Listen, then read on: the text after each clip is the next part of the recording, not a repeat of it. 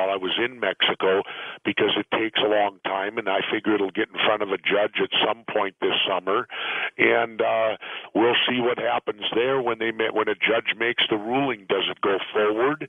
If the judge allows the suit to go forward, well then will the government then make me take them all the way to court, or will they come at me with some type of settlement? If the judge throws the suit out, well then absolutely we know, at least I'll know beyond any doubt, that the Constitution and Bill of Rights are now meaningless documents.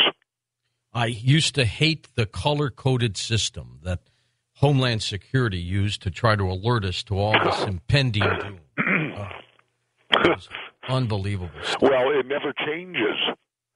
I mean, every time I go, it's orange. Whatever the hell orange is, I don't even pay attention to it. Richard is in Las Vegas, and you're up with us. Go ahead, Richard. George, you just get better every day. That's funny because I have guests like Jesse Ventura. Hey, Governor, it's an honor to talk to you. Well, thanks, George. Appreciate it. I'm sorry. It's getting late. That's quite all right. I agree with you completely, but the problem is, what can we do? When we had the Watts riots, I lived on the way outskirts of town, and I knew a lieutenant colonel who told me they had nuclear-tipped bullets on guns ready to go in. And those trucks were parked in a parking lot near where I lived.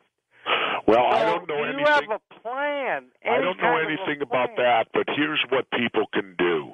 And it's, as I said, it's as simple as the nose on your face, but of course you can't see the forest for the trees. Stop voting for Democrats and Republicans. It's that simple. Stop voting, as Ralph Nader called it, for the two-party dictatorship. Vote for anyone but them. And that would be a phenomenal start right there, but it's difficult because you got the lemmings out there that, march off the cliff and don't even look sideways when they do it. But spread the word. I mean, if people are angry at the government, then the best thing and the only power that they truly have is the vote. Assuring, of course, that our elections aren't fixed either, but stop voting for them and get rid of automatic voting machines and go back to a paper ballot where you have to make the little circle. After all, you've been doing that since first grade. When you took your first test, you got to fill in the little circle. If you're not capable of doing that, then you shouldn't be voting. And you know what is amazing to me, Jesse, is first of all, they can't stand the Republican Party. They can't stand George Bush. His popularity is at an all-time low. And, we get into this mess, and then Barack Obama gets voted in. Everybody's excited about him. Now his popularity is worse than President Bush's. Yeah. It's amazing. How could you get worse than Bush? And people just go back and forth, back and forth. Yeah, and they think that these people are the saviors. Clearly, it ought to show them. Barack Obama ran on change we can believe in. Like I said, where is it? Where is the change? Where is it? I haven't seen any change. Gitmo's still there. We're now in an additional war.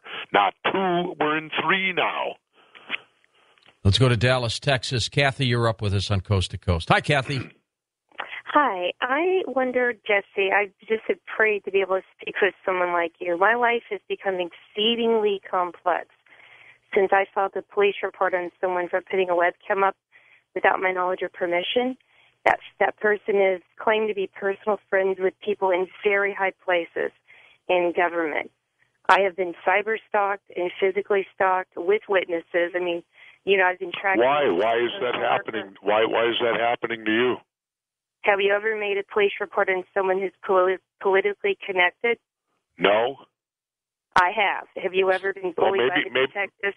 I don't know. Maybe that's exclusive to Texas. I'm not sure. No, this happened. It started in another state, but it followed here. And while I was researching this individual's culture, trying to understand, what may be going on here, I hit up upon Dr. Alan Sabrowski's research. And I sent an email out, and the title of that email, I didn't realize how much the government was into our, monitoring emails. So I was a little naive and a little dumb, but I sent this email to many people. and it was regarding 9/11. It was an Ugly Truth podcast, March 10. Phil Turney, a USS Liberty survivor, and Dr. Alan Sabrowski.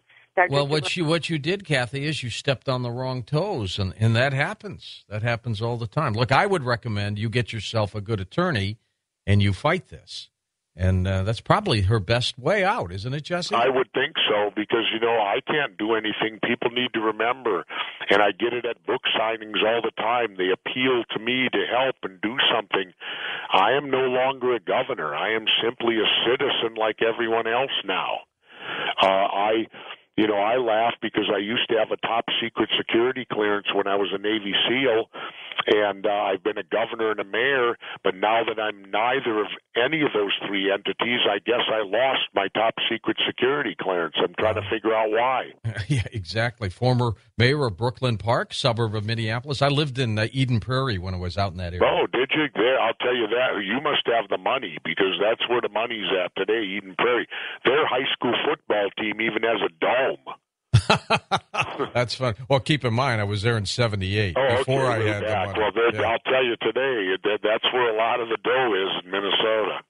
Rachel sends a text in from California, wants to know what you think about Donald Trump possibly running for president. Well, the Donald, I'll tell you this, he's a friend. I know Donald. I've known him for many years now, and I like him personally, but I think he's just rattling his sword, because if you go back 12 years ago, he was going to run as the Reform Party, and I stood up with him in Minnesota when he flew in there, and I backed him because I certainly didn't want Pat Buchanan, who had come in and hijacked the party like in a hostile takeover, but the Donald never did it. And I just think that Donald loves publicity. He knows that if he makes motions to run for president, he'll be on every TV show and every talk show in America, like he is right now on here coast to coast. And let's face it, he's got a TV show, and that means ratings, which means money. I cannot for the life of me believe, and I might be wrong, but I can't for the life of me believe Donald would leave his empire to go do public service as the president. No, I don't think. I don't even think he'll announce. I think don't either. He'll just keep doing this. Get as much. He's brilliant when it comes to exposure, and that's what he's getting. Exactly. He's getting all the press he can imagine. He's on every talk show. He's everywhere, and that's only going to do. The only thing that's going to do is help his apprentice show. Sandy is in San Juan Capistrano in California, and you're up with Jesse Ventura. Go ahead, Sandy. Hi, George. I'm a big fan. And Jerry, first thing is, I'm very worried about you. You're very intelligent. You're very brave. I don't want him to hurt you. I'm afraid someone's going to hurt you because you're speaking the truth. He won't let anybody hurt him. I'm sorry. Can I ask my question? I don't want to. What do you think about the United States being a corporation and not a country on paper? Oh, I think that I think that certainly our military no longer defends us, the citizens. Our military is the strong arm of the corporations. If somebody out in the world doesn't cooperate with the corporations, they will face the wrath of the U.S. military. And I got news for you. It's been going on a lot longer and even longer than I've been alive. If you read the memoirs of Marine General Smedley Butler, a true American hero. I won't go into everything Smedley did, but he is the only guy that I know of that won 2, not 1, Congressional Medals of Honor. 2 of them. He died in 1940, and in his memoirs, even back then, he stated the U.S. Marine Corps did not work for the people of America. What we were was the strong arm of the United Fruit Company, or the United Fruit Corporation. Smedley said when people in Central and South America wouldn't cooperate with the United Fruit Corporation, they sent in the U.S. Marine Corps to make them cooperate. So this has truly been going on for literally a century. Let's go to Rice, Skype line, Vancouver, Canada. Hey, Rice, thanks. Go ahead. Hi, Jesse. Hi, George. Hi, Rice. I was just wondering, how do you fight a losing battle when 99% of the population is asleep at the wheel? Well, then isn't it our job imperatively to wake them up at the wheel? And that's what I'm attempting to do with these books. You know, this winter I do tremendous reading when I'm down in Mexico. I don't watch TV. In fact, I didn't know there was an earthquake in Japan till 5 days after it happened, and I didn't know we were at war with Libya till 5 days after when I went to town. But now I lost my train of thought a little bit there. What were we doing? What did he ask me? He's basically saying, 99% of the people just won't follow. Oh, and I know where I'm going now. So I did a lot of reading on Hunter S. Thompson this winter. And I love Hunter. And back in the 60s and 70s, the stuff Hunter was writing about came true later, 20 years later. So maybe if I can be so bold, maybe my job, because Hunter's gone now, maybe my job is to replace Hunter Thompson and hopefully to wake up the United States of America and its people to what's going on. But what more can we do?